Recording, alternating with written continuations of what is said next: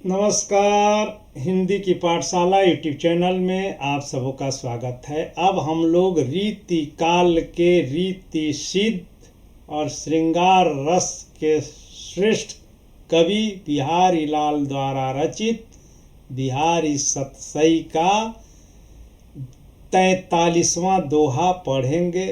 उसका अर्थ और उसकी व्याख्या जानेंगे।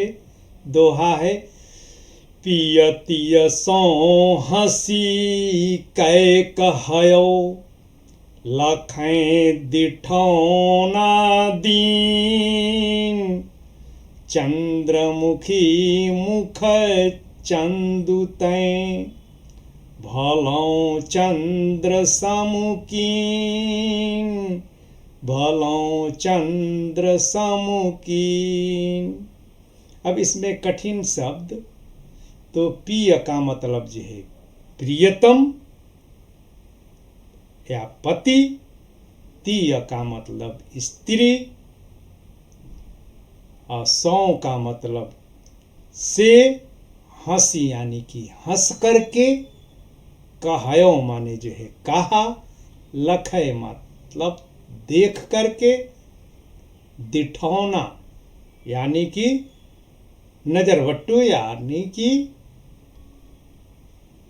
किसी की नजर न लगे, इससे जो है बचने और बचाने के लिए जो काले रंग का टीका लगा दिया जाता है उसको दिठौना कहते हैं। और दिन का मतलब दिया, दिठौना लगा दिया। और उसके बाद चंद्रमुखी यानी कि चंद्रमा के समान मुख वाली, मुख चंद यानी मुख ही चंद्रमा, तैं भलों माने अच्छी तरह से, चंद्र समुकीन यानी कि चंद्रमा के समान, किन माने कर दिया। अब इसका प्रसंग है कि नायिका के साथ दो स्थिति हो सकती है, स्वकीय और परकीय भी हो सकती है। नायिका अपने प्रियतम से मिलने के लिए अभिसार के लिए निकल रही है, या अपने प्रियतम पति की वो प्रतीक्षा कर रही है सज संवर करके। तो नायिका स्वयं भी या नायिका की सखी जो उसका श्रृंगार कर रही है, वह नायिका के सौंदर्य पर जो है मुग्ध हो जाती है, और मुग्ध हो करके वह जो है उसकी सखी को या नायिका को किसी की बुरी नजर न लग जाए, इसलिए उसके चेहरे पर एक काला काजल का टीका लगा देती है। अब इस काजल के टीका यानी कि दिठौना के लगने से नायिका का सौंदर्य और निखर उठता है, और उस निखरे हुए सौंदर्य पर नायिका की सखी भी हो सकती है जो उसका श्रृंगार कर रही है, या नायक जो उसका प्रियतम है वह उस पर मुग्ध है। इसी का इसमें वर्णन है। अब इसकी जो है व्याख्या कि प्रसंग देखे कि नायिका की सखी, मान लिया जाए कि नायिका की सखी उसको सजा रही है। सजाने के बाद वह नायिका के चेहरे पर एक दिठौना लगा देती है, और उस दिठौना के लगने से उसका सौंदर्य और निखर उठता है।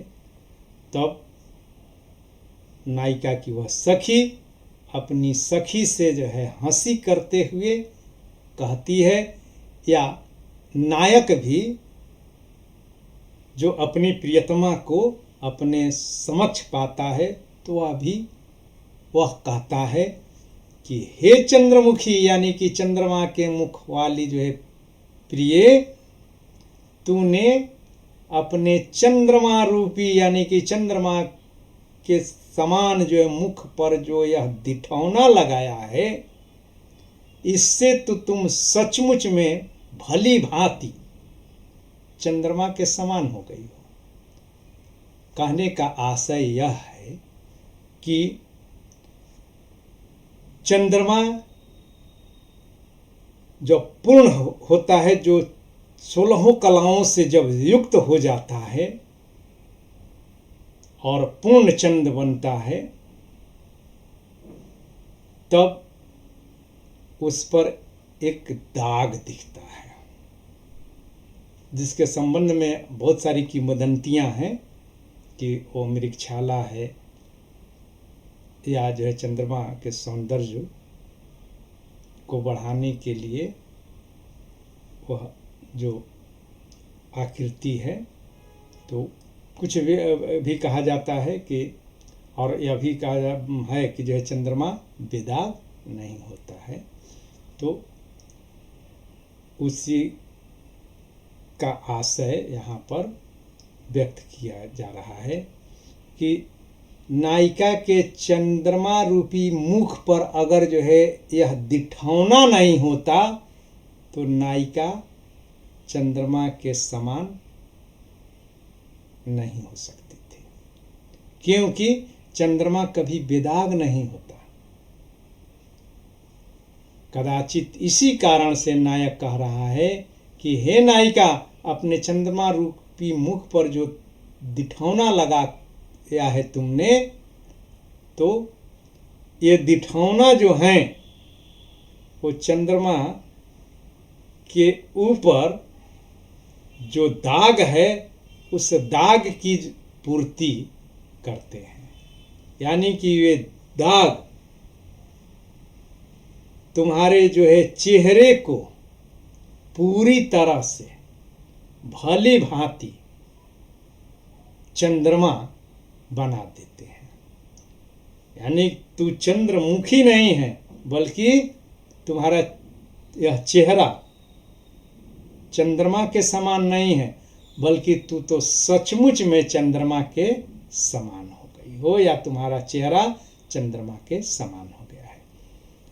तो इसमें विशेष है कि प्रस्तुत दोहे में स्वकीया नायिका या परकिया भी हो सकती है, मगर वह नवोढ़ा है, नई नवेली है, और जो है सजने संवरने वाली है या सज संवर रही है, उसी नायिका के सौंदर्य का इसमें बड़ा ही मन भावन वर्णन किया गया है।